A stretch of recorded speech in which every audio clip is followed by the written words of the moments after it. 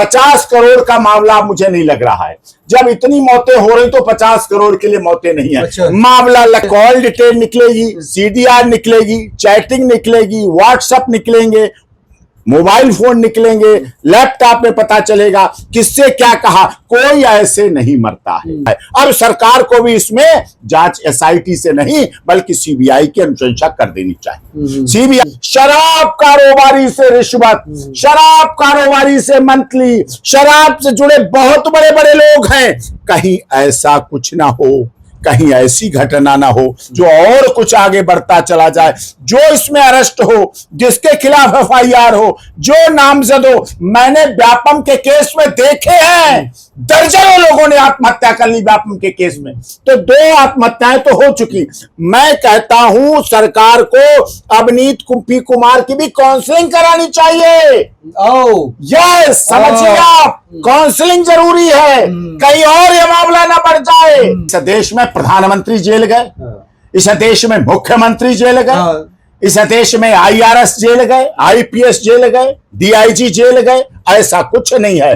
प्रधानमंत्री नरसिम्हा राव से बड़ा पद नहीं था लेकिन जेल गए, और सीबीआई को भी जांच सौंप देनी चाहिए। मामला बढ़ चुका है, कहीं व्यापम जैसी ना बात हो जाए, मौतों का सिलसिला बढ़ ना जाए।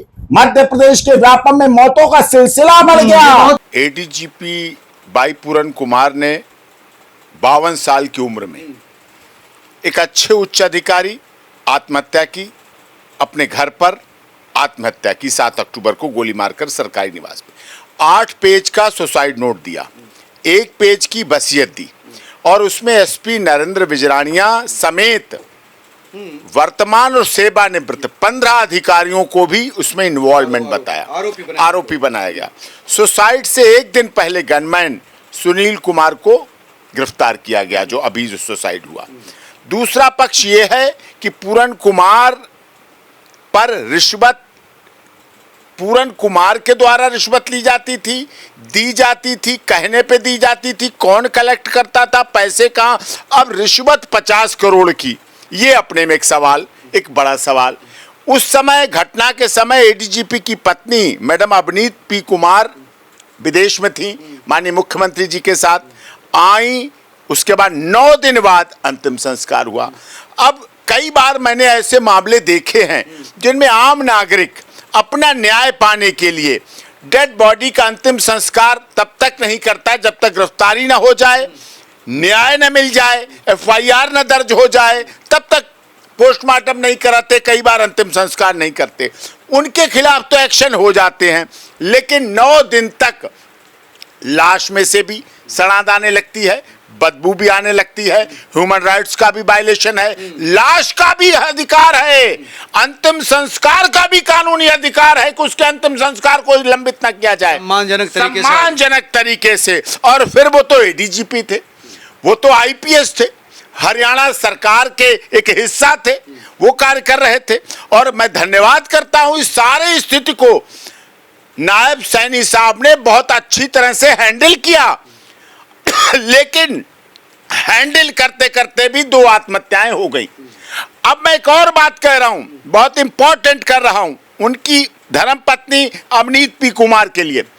उनके खिलाफ भी एफआईआर हो गई है संदीप लाठर की द्वारा, पत्नी के द्वारा। संदीप लाठर के बच्चे भी हैं, बेटी भी है, वो भी रो रही है। अब आत्महत्या के लिए उकसाना, आपराधिक षड्यंत्र का खिलाफ उनके खिलाफ भी हो गया, तो 2 आत्महत्याएं तो हो चुकी। मैं कहता हूं सरकार को अवनीत पी कुमार की भी काउंसलिंग करानी चाहिए। यस, समझिए आप, काउंसलिंग जरूरी है, कहीं और ये मामला ना बढ़ जाए। 2 हो चुकी हैं, अभी अभी हुई, इसी समय हुई, इसी सिस्टम में हुई, और दोनों मैच्योर अधिकारी, तो रोज क्रिमिनल मामलों को देखते हैं। मैच्योर अधिकारी दोनों डेड बॉडी देखते हैं, दोनों दंगे देखते हैं, दोनों मौतें देखते हैं, दोनों आगजनी देखते हैं, दोनों भीड़भाड़ देखते हैं, दोनों हमले देखते हैं। दोनों ने मेवात देखा, दोनों ने हरियाणा देखा, दोनों ने संत रामपाल की वो देखी, दोनों ने डेरा सच्चा सौदा राम रहीम का पंचकुला देखा, दोनों ने करोथा देखा, दोनों ने बरवाला देखा। ऐसी बड़ी बड़ी घटनाएं, वो केस बता रहा हूं जो मैंने केस लड़े, जिनमें लोगों की मौतें हुई, जिनमें लाठियां चली, गोलियां चली, आंसू गैस के गोले चले, सरकार ने प्रेस ब्रीफिंग की, जवाब दिया। ये सब अधिकारी उस समय भी थे। आप तो इनको जानते थे? जानते थे। सुनारिया में जब जाते थे मिलने, तो जो Sunaria training college, police training college, वहां सब रहते थे वहां। ये वहां ही जो हमारे डेरा सच्चा सौदा के परम जो संत गुरमीत राम रहीम जी, उसी सुनारिया जेल में होते थे। ये वहां की सब घटनाएं हैं, समझिए आप। अब सब तसल्ली फिर भी ये है, मैं तो कहता हूं एसआईटी जांच कर रही है, डीएसपी गुलाब सिंह जांच कर रहे हैं, चंडीगढ़ में एफआईआर दर्ज हो गई, एसआईटी जांच हो रही है। अब बात आती है वो जो रिवॉल्वर, जिसकी वजह से रिवॉल्वर जो दिया गया था गनमैन, जिसकी वजह से गोली मारी सुशील कुमार की, सुशील कुमार, तो उनको अरेस्टिंग कर लिया गया। उनको भी काउंसलिंग कराइए। अच्छा।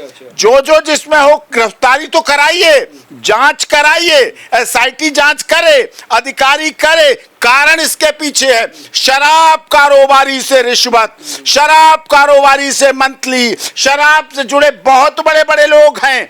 कहीं ऐसा कुछ ना हो, कहीं ऐसी घटना ना हो जो और कुछ आगे बढ़ता चला जाए, जो इसमें अरेस्ट हो, जिसके खिलाफ एफआईआर हो, जो नामजद हो। मैंने व्यापम के केस में देखे हैं, दर्जनों लोगों ने आत्महत्या कर ली व्यापम के केस में। मैं भोपाल मैंने ट्रायल किया है व्यापम केस का, 22 बरी कराए डॉक्टर्स को, सब कुछ किया है, लेकिन ऐसी वहां उस समय मौतें हुई। व्यापम ऐसा घोटाला था, यह भी 50 करोड़ का बड़ा मामला है। सरकार की भी फजीयत हो रही है। अभी तक लैपटॉप नहीं सौंपा गया। लैपटॉप इंपॉर्टेंट चीज, क्या उसमें डिटेल भरी जाती है? धारा 108 बीएनएस लगा दी गई, SC/ST एक्ट लगा दिया, जबकि SC एक्ट लगाने की ऐसी कोई बात नहीं थी, कोई आवश्यकता नहीं थी। यह अधिकारियों का मामला है, जातिगत मामला नहीं है। कोई अधिकारियों को जातिगत रूप से अपमानित नहीं कर सकता, उनके साथ असंसदीय भाषा नहीं बोल सकता, गैर कानूनी भाषा नहीं बोल सकता। लेकिन फिर भी चलिए SC/ST एक्ट लगा, हमें कोई उससे आपत्ति नहीं। एडीजीपी तो सेकंड नंबर का अधिकारी होता है, डीजीपी के बाद दूसरा प्रदेश का पुलिस का दूसरा अधिकारी होता है, सीनियर मोस्ट। तो उससे कोई कर सकता है क्या? नहीं कर सकता, नहीं हो सकता, नहीं किया जा सकता, लेकिन लगा दी गई। यही तो मैं कहता हूं, इसका दुरुपयोग है, इसका दुरुपयोग अधिकारियों के बीच में भी है। लेकिन ये आईएएस की आईपीएस की पत्नी जो आईएएस है, उनकी मांग थी। हाँ, उनकी मांग थी, जबकि नहीं होना चाहिए। देखिए आत्महत्या हुई, आत्महत्या किसकी वजह से हुई, किसने टॉर्चर किया, किसने परेशान किया, किसने दुखी किया, किसने दबाव दिया, किसने फिजिकली फाइनेंशियली मेंटली, उसकी जांच होनी चाहिए, गिरफ्तारी होनी चाहिए। मृतक व्यक्ति के लिए जिंदा लोग लड़ा करते हैं। मृतक तो मृतक हो गया, मरने वाला तो मर गया। मरने वाले को न्याय दिलाने के लिए जिंदा ही लोगों को लड़ना पड़ता है। लेकिन जिंदा लोगों को लड़ना तो तब पड़ेगा जब वो भी जिंदा रहे। एक दूसरे की मौत हो गई। 50 करोड़ का मामला मुझे नहीं लग रहा है। जब इतनी मौतें हो रही तो 50 करोड़ के लिए मौतें नहीं है। मामला लगता है और ज्यादा है, कहीं और तगड़ा मामला है, जिसकी वजह से हो रहा है। अब सरकार को भी इसमें जांच SIT से नहीं बल्कि CBI की अनुशंसा कर देनी चाहिए। CBI को अनुशंसा कर देनी चाहिए। CBI को डॉक्टर्स की काउंसलिंग टीम भी रखनी चाहिए। और जो गिरफ्तारी हो, चाहे अभी जो गनमैन की गिरफ्तारी हुई, चाहे और आगे की जिनके खिलाफ FIR हो रही, उनकी काउंसलिंग भी हो, जिससे वो जीवित रहेंगे तभी तथ्य खुलेंगे, जिंदा रहेंगे तभी तथ्य खुलेंगे। अगर संदीप लाठर जिंदा होते, केस और अच्छा खुलता। ADGP ने आत्महत्या की, सबको पता है, तो दुखद है। तो क्या इस मामले में जो उनकी पत्नी है अमनीत P कुमार, वो उन पर आत्महत्या उकसाने का केस कैसे बनता है? नहीं, देखिए, अब उन्होंने 9 दिन तक अंतिम संस्कार नहीं होने दिया। नहीं, वो पत्नी जिम्मेदार थी। ये कोई मूवमेंट तो नहीं था, कोई आंदोलन तो नहीं था, बहुत लोगों का बहुमत अल्पमत की बात तो नहीं थी, कोई राजनीतिक मुद्दा नहीं था, सरकारी मुद्दा था। सरकारी अधिकारी थे, पढ़े लिखे थे, कोई नासमझ थे, कोई जातिगत का ऐसा मामला नहीं था, कोई राजनीतिक ऐसा मामला नहीं था, कोई पार्टी पॉलिटिक्स नहीं थी, कोई मर्डर नहीं था। आत्महत्या थी तो वो होती, वो दबाव ही तो था, वो प्रेशर ही तो था, जिसकी वजह से उसने हो। नहीं तो इसका प्रेशर पर संदीप पर अब ये कॉल डिटेल निकलेगी, CDR निकलेगी, चैटिंग निकलेगी, व्हाट्सएप निकलेंगे, मोबाइल फोन निकलेंगे, लैपटॉप में पता चलेगा किससे क्या कहा। कोई ऐसे नहीं मरता है, कोई ऐसे आत्महत्या नहीं हो करता है, कोई ना कोई बड़ा कारण रहा है, बहुत बड़ा कारण रहा है जिसकी वजह से हत्या हुई है, आत्महत्या हुई है। अब चंडीगढ़ ने SIT FIR दर्ज की है, वो जांच कर रही है। और मेरा आपके माध्यम से अनुरोध है, नायब सैनी जी से, बहुत अच्छे मित्र हैं, बहुत अच्छी डबल इंजन की सरकार चल रही है, लेकिन सरकार चल रही है, सरकार दिखनी भी चाहिए अच्छे हैं, सही हैं, साफ हैं, पवित्र हैं, ईमानदार हैं, कठिन मेहनत करते हैं। लेकिन इसके लिए CBI को अनुशंसा करें, एक बात, काउंसलिंग कराएं, दूसरी बात, सबके साथ इसमें जांच में दायरा बढ़ाएं और ऑनरेबल हाई कोर्ट के या ऑनरेबल सुप्रीम कोर्ट के रिटायर्ड जस्टिस की निगरानी में जांच होनी चाहिए, जिससे लोग, हरियाणा नहीं पूरा देश देखना चाहता है, तमाम IAS अधिकारी देखना चाहते हैं, IPS अधिकारी देखना चाहते हैं, गरीब अमीर सब देखना चाहते हैं इस केस में न्याय की परिधि क्या होगी, न्याय का परिणाम क्या होगा, न्याय किस तरफ जाए। क्या मृत व्यक्ति, दो मृत व्यक्ति हो गए, बैठे बैठे देखते देखते दो मृत व्यक्ति हो गए। इन दोनों मृत व्यक्तियों के परिवारों को क्या न्याय मिलेगा? जल्दी न्याय मिलेगा, स्पीडी ट्रायल होगा, चार्जशीट दाखिल होगी, दूध का दूध पानी का पानी होगा तो पता चलेगा। तो क्या इसमें ऐसा भी लगता है कि जो IAS है अमनीत, उनका भी अरेस्टिंग हो सकती है? देखिए, इस देश में प्रधानमंत्री जेल गए, इस देश में मुख्यमंत्री जेल गए, इस देश में IRS जेल गए, IPS जेल गए, DIG जेल गए। ऐसा कुछ नहीं है। प्रधानमंत्री नरसिम्हा राव से बड़ा पद नहीं था, लेकिन जेल गए। कानून सबके लिए बराबर है, अदालत, न्याय, संविधान सबके लिए बराबर है, उसमें कोई भेदभाव नहीं। चाहे राजा की संतान हो, चाहे चपरासी का बेटा हो, सब न्याय के तराजू पर बराबर तौले जाते हैं। तो गिरफ्तारी हो सकती है अगर तथ्य मिले? तथ्य मिले, सबूत मिले। SIT जांच कर रही है और CBI को भी जांच सौंप देनी चाहिए। मामला बढ़ चुका है, कहीं व्यापम जैसी ना बात हो जाए, मौतों का सिलसिला बढ़ ना जाए। मध्य प्रदेश के व्यापम में मौतों का सिलसिला बढ़ गया।